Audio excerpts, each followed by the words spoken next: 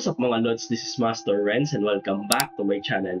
So sa video ito, tayo kay Goosebumps Top 5 na ang pamagat ay itim na kaluluwa sa bahay ng lola na hagip ng camera. Naku po, mukhang nakakatakot to. At lalong-lalo na galing to kay Goosebumps Top 5. So make sure magsusubscribe kayo sa channel niya.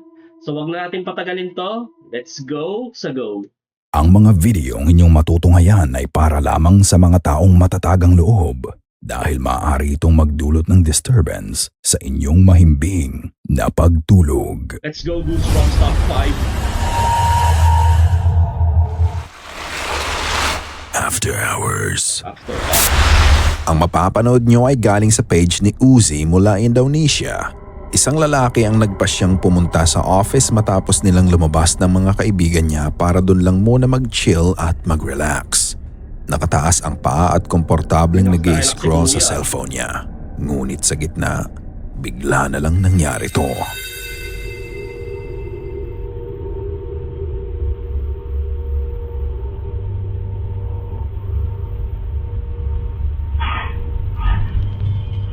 Suddenly, the door opened. Naku.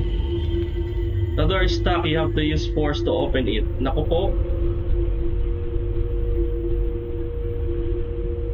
12 midnight. Naku po, yari ka.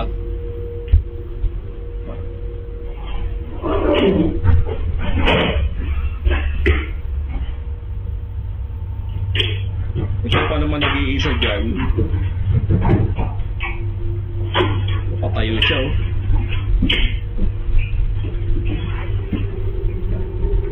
Kahit ako, mapatayo ako niyan. Kung ako nandyan.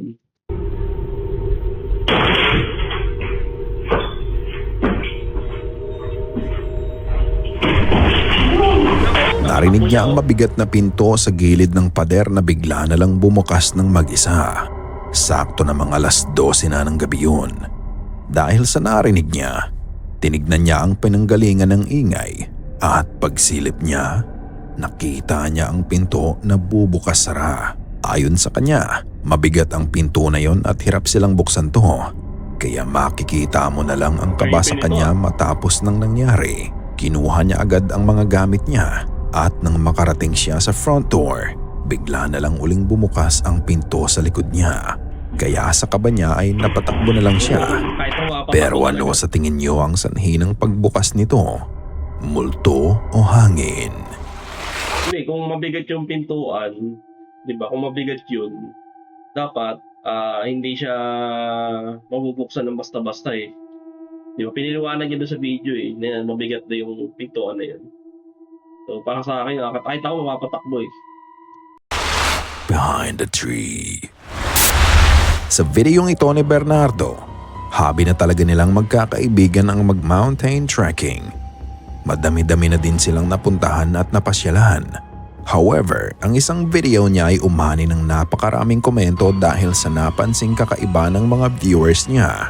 Habang nasa gitna sila ng mga kakahuyan noon, kumapal ang fog sa paligid nila kaya nag-video sila para ipakita ang nangyari. Ngunit sa ginawa nilang yun, may mahahagip pala siya sa camera. Haciendo como frío, ¿verdad? Mira la neblina. Parang bagyo lang oh. Ang wabulta na lina, marik. Wala chul. Nakita mo ba yun? Hindi, ano yun? Habang pinapakita niya ang kanilang paligid, makikita mo sa isang puno ang isang itim na figura na nakasilip sa kanila. Parang bata. Mabilis itong nagtago ng mapan. Parang bata. Naku po. Naku po. Naku po. Kahit ako, kung nakita ko yung makapatakbo ako.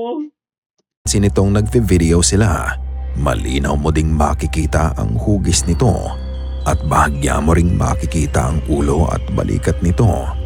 During that time, unaware pa sila sa nahagip nila sa video. Kaya nang pinost niya to, nalaman niyang may nagpakita na pala sa kanila dahil sa mabibilis na mga mata ng mga viewers niya. Pero ang mas Yung area pa man din, parang kala mo sa yung mga horror movie. Diba? Tapos ganyan niya ako po. Katakot talaga. nakakatakot ay ang ideya na ang nagmamasid pala sa kanila ay taong may masamang loob at balak silang saktan nito. Eto ba ay stalker o espiritong bantay sa gubat? Ikaw na ang magpasya. Pulled away. Pulled away.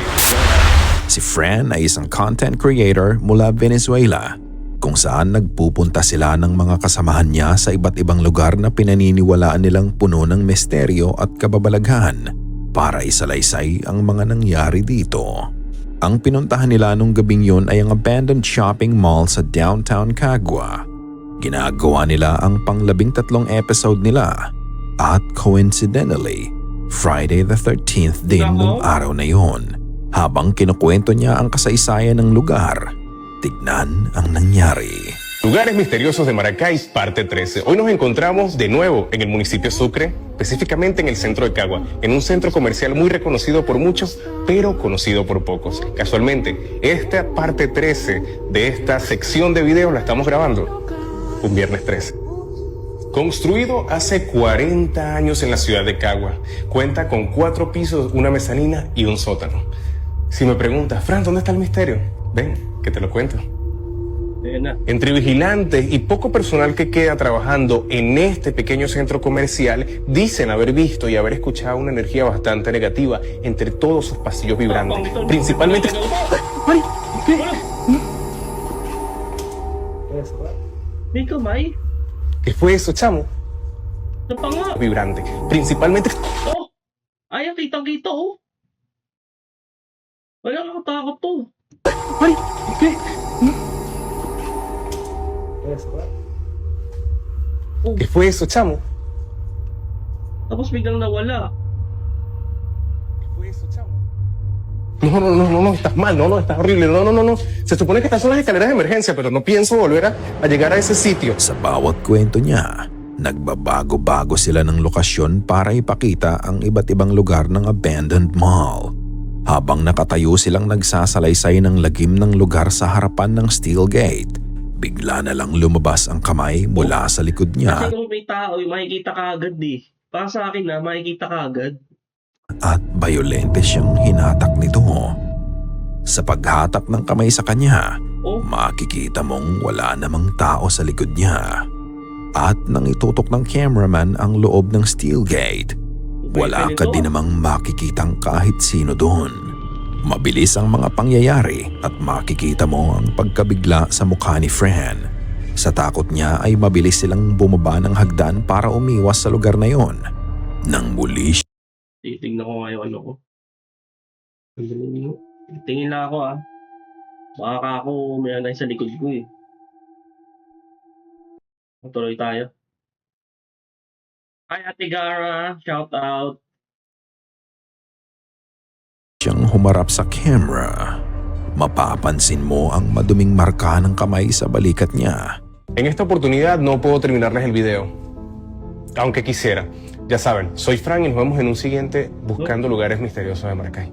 Natakot na siya oh. Dahil sa nangyari, hindi na nila pinagpatuloy ang dapat sana'y pag-e-explore sa lugar na yun. Kanino kayang kamay ang humata kay Fran nung gabing yun? Ito ba ay maaaring masamang espiritu na nagkukubli sa abandonadong gusali o maaaring clever editing lang to para magmukhang totoo ang nakuna nila? Ganun pa man, hindi mo maikakaila ang takot sa mukha ni Fran. Backward run. Ibinahagi ng poster na to ang kuha ng CCTV sa backyard nila na ipinadala ng nanay niya sa kanya. Ang konteksto, mag-aalas 9 ng gabi nung biglang ma-activate ang CCTV notification sa phone ng nanay niya. Ito ay napapaligiran ng fence at kalagitnaan ng January yun, kaya ni-roll out nila na may mga taong tumatakbo noon. Ito ang video. Uy. Ang bilis na, meron na. Kung pagmamasdan, sa simula ng video ay may makikita kang anino ng tao ang dumaan sa harapan ng isa sa mga ilaw sa fence. Hindi ito nagmula sa labas ng bakuran nila at kung ano man ang aninong dumaan ay nasa loob mismo ng fence nila. Mabilis ang galaw ng anino at kung papansinin mo ay napaka-unusual din ng paggalaw nito. Hindi ito tumatakbo ng paharap, bagkus ay patalikod ang pagtakbo nito. Nang mahagip ng CCTV ang anino, Halos wala ang hangin sa paligid at wala din tao sa bakuran nila ng oras na yun. Kung ganoon, ano ang aninong nakita nila at bakit patalikod ang galaw nito? Baka si Michael Jackson yun. Kaya patas. Joke lang. Ikaw na ang bahalang magpasya. Mga ka-goosebumps, maikling commercial muna tayo. Sana ay masuportahan nyo ang Subscribe Amang Ilaw, Ama ng Ilaw Tales yan. Tama ba? isa kong channel na Amang Ilaw Tales, Ay, Tagalog. Amang Ilaw Tales, Tagalog Horror Stories. Yan, yung pangalawang channel ni Goosebumps Top 5, paki-subscribe natin. Okay?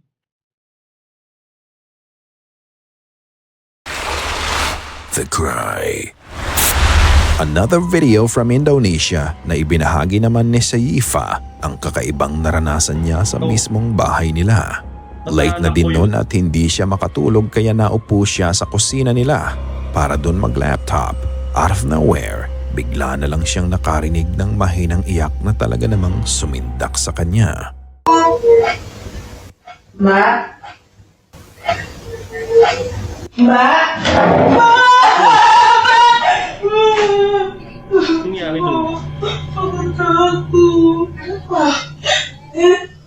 Gimana? Ada mami. Ada mami.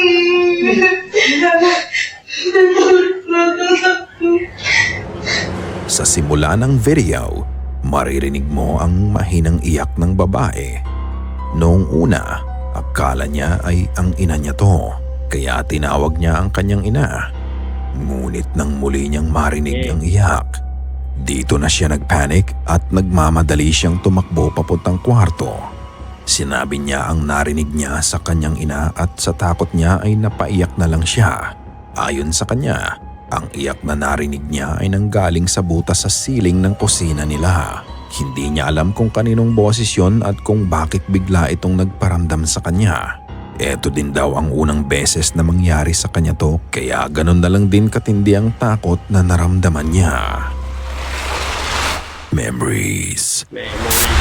Normal sa atin na kumuha ng mga larawan o hindi kaya ay video para ma-cherish ang mga bagay na hindi na maibabalik pa. Tulad nitong video na mapapanood nyo na kinuha noon pang 1990s. Ang bata sa video ay ang mismong nag-post nito nang maisipan niyang i-transfer sa USB ang mga videos nila ng lola niya nung ito ay nabubuhay pa. Habang pinapanood niya nga ito ay may napansin siyang kakaiba sa video. Ito yung mga panigado malinaw na may happy edit.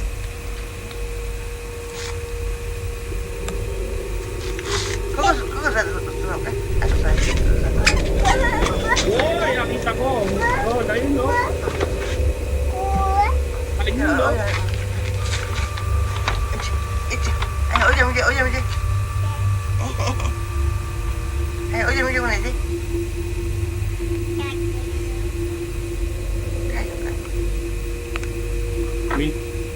Ay, yun yun. May pinumulto na kayo. Nakita mo ba yun? Nang maipakita ng nagve-video ang pinto sa likod ng maglola, isang nakakakilabot na imahe ang rumehistro sa camera. Sa ilalim ng pinto, makikita mo ang isang mukha na kulay abo at may itim na buhok. Para nga itong nakahiga sa sahig habang Hippie, oh. Wala po pinagmamasdan ang maglola. Hindi Wala po siya pero mukhang nakakatakot. ito gumagalaw at hindi din nawawala ang tingin nito sa dalawa. Kahit medyo may kalabuan ng video ay mapapansin mo pa din ang mga mata, ilong at tenga nito. Unfortunately, wala namang binanggit ang poster ng video kung ano ang kasaysayan ng bahay ng grandparents niya. Ang sabi nga nila, marami talagang multo sa Japan dahil hindi uso ang pagpapabless ng mga bahay dito. Ano sa tingin nyo? Ito ba ay multong naninirahan na din sa bahay ng mga lolo at lola niya? Ikaw na ang magpasya. Japan talaga, Japanese. Legit yan, nakakatakot talaga. Yan yung hapa-hapa magsabi ko noon, hapa-hapa magpapakita sa yung multo. Hindi ka guys sa ibang mga anino or porter guys. Diba? Kasi ito, luma yung camera na ginamit eh. Para sa akin, may happy edit yan. Shadow. Isa na namang ka-goosebumps natin ang nagpadala ng kanilang video para ibahagi sa ating viewers. Ayon kay Mia, ang video ay nakunan lang nitong 3 ng Marso, ilang araw bago ang JS prom nila. Meron daw isang estudyante sa paaralan nila ang namatay 2 days before graduation dahil sa sunog. At madalas nga daw itong magparamdam sa registrar's office malapit sa kanilang library. Isang gabi, naisipan ng estudyante o gwardiya sa paaralan na videohan ang registrar's office dahil sa mga bali-balitang kumakalat sa paaralan nila. At ito ang kanyang nakunan. Ang bata, gago. Pilipino nga. Nasa isip ko kanina Pilipino to eh. Sa una, parang wala namang kakaiba dito. Binivideohan lang niya ang loob ng paaralan sa gabi. Ngunit nang i-zoom out niya ang camera, mapapansin mo ang itim na figura ng bata ang bigla na lang tumakbo papasok ng registrar's office. Bago ito mangyari ay wala ka namang makikitang kahit sino ang andoon. Ang nakakapagtaka, ang itim na figura ay bigla na lang nag-manifest sa gitna ng daan papunta sa office bago ito tumakbo patungo doon.